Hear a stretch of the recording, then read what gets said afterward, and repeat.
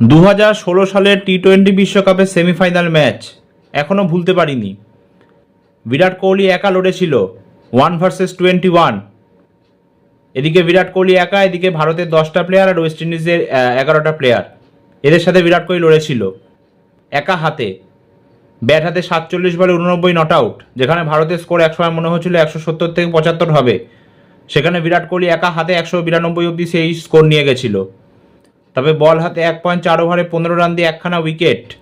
সেই ম্যাচ আমরা হেরে গেছিলাম কেবলমাত্র আমাদের বোলারদের ব্যর্থতার জন্য। প্রথমে অশ্বিন লেন্ডাল সিমন্সকে আউট করলো, তারপরে দেখা গেল সেটা নো বল।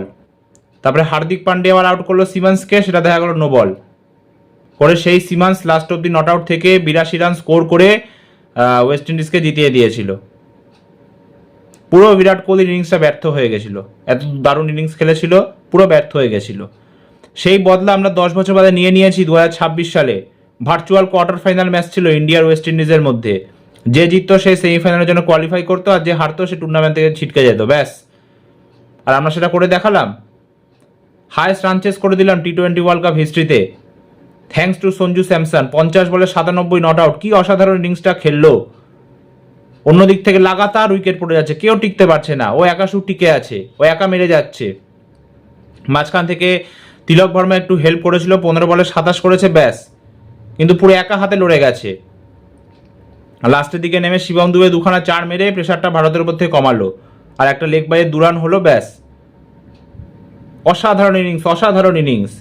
এবং এখন অবধি 3টে ম্যাচ খেলেছে সঞ্জু স্যামসনের টি-20 ওয়ার্ল্ড কাপে, 3টে ম্যাচেও কিছু না কিছু কন্ট্রিবিউট করেছে। এই ম্যাচে তো করেইছে 50 বলে 97 নট আউট। এছাড়া নামিবিয়ার এগেনস্টে করেছিল 4 বলে 22 রান, জিম্বাবুয়ের এগেনস্টে 14 বলে 24 করেছিল। প্রত্যেক ম্যাচে কন্ট্রিবিউট করে যাচ্ছে সঞ্জু। এরপরে যদি সঞ্জু নাও চলে সেমিফাইনাল ফাইনালে, তা সত্ত্বেও স্যালুট ওকে, কারণ ওর জন্যই আমরা সেমিফাইনালে উঠেছি, ও না থাকলে উঠতামই না। 195 যখন ওয়েস্ট ইন্ডিজ করেছিল, আমরাও ধরে নিয়েছিলাম গেল এই ম্যাচ আমাদের হাত থেকে, আমরা জিততেই পারবো না। এত রান আমরা চেসই করিনি আজ যদি টি-20 ওয়ার্ল্ড কাপ হিস্ট্রিতে। হায়েস্ট রান চেস আমাদের 173, 3বার মাত্র আমরা টি-20 ওয়ার্ল্ড কাপ হিস্ট্রিতে 150 বা তার বেশি রান টার্গেট চেস করেছি। 3বারই Virat Kohli man of the match হয়েছে। এখন তার বিরাট কোহলি নেই, এখন তো সে রিটায়ার করে গেছে, তাহলে কে বাঁচাবে এখন আমাদের? এবং অন্যদিক থেকে লাগাতার উইকেট পড়ে যাচ্ছে, অভিষেক আউট হয়ে যাচ্ছে, ঈশান আউট হয়ে যাচ্ছে, সূর্যকুমার যাদব আউট হয়ে যাচ্ছে, সবাই আউট হয়ে যাচ্ছে। শুধু সঞ্জু স্যামসন টিকে ছিল, আর এখান থেকে একটু মাঝখানে ওকে হেল্প করেছে তিলক ভার্মা, ব্যাস। আর কারুর কাছ থেকে হেল্প পায়নি, ও একা হাতে পুরো লড়ে ভারতকে জিতিয়েছে। 50 বলে 97 নট আউট। আর একটু বল পেলে হয়তো সেঞ্চুরিটাও করে দিতে পারতো। টি-20 ওয়ার্ল্ড কাপ হিস্ট্রিতে সেকেন্ড সেঞ্চুরিয়ান হতো ভারতের তাহলে, সুরেশ রায়নার পরে।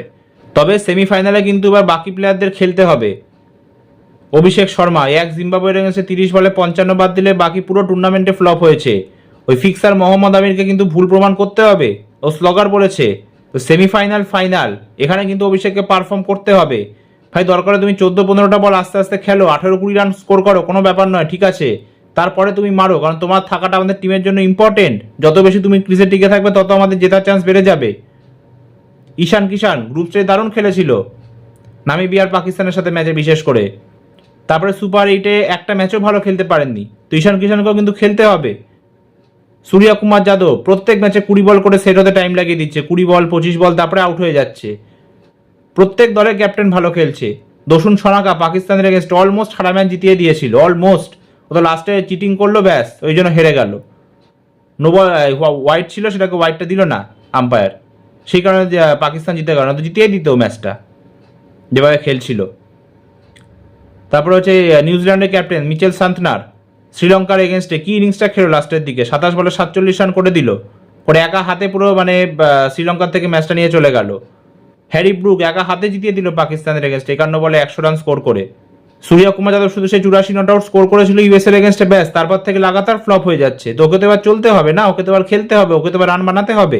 সেমিফাইনাল ফাইনালে কিন্তু সূর্যাকে রান বানাতে হবে, নয়তো ইন্ডিয়া যদি আউট হয়ে যায় বা হেরে যায়, তাহলে কিন্তু বিশাল ক্রিটিসিজম সহ্য করতে হবে অভিষেক আর সূর্যকে বিশেষ করে।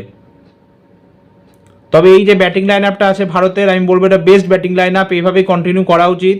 তিলক ভার্মা যখন 3 নম্বরে নামতো প্রচুর সেট হতে টাইম লাগাতো, এখনও 5 নম্বরে নামছে, ও কিন্তু নিজের ন্যাচারাল খেলাটা খেলতে পারছে।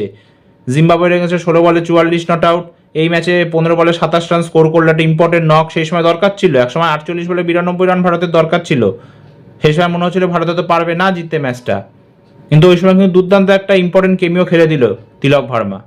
তো ভারত যাকে বলে সেমিফাইনালে কোয়ালিফাই করে গেছে ওয়েস্ট ইন্ডিজকে হারিয়ে। ওয়েস্ট ইন্ডিজ এখান থেকে বাড়ি যাবে। হ্যাঁ, এবং সত্যিকার অর্থে ওয়েস্ট ইন্ডিজ খুবই ডেঞ্জারাস টিম লাগছিল, কিন্তু লাস্টের দুটো ম্যাচ হেরে ওরা আউট হয়ে গেল। এবং ভারতের এখন সেমিফাইনাল ম্যাচ বুধবার অনুষ্ঠিত হবে ইংল্যান্ডের এগেনস্টে, এবং পরপর 3বার আমরা ইংল্যান্ডের সাথে এই নিয়ে খেলবো। 2022-এ খেলেছিলাম, হেরেছিলাম, 24-এ ওদেরকে হারিয়েছিলাম। তো এবার কিন্তু আবার হবে।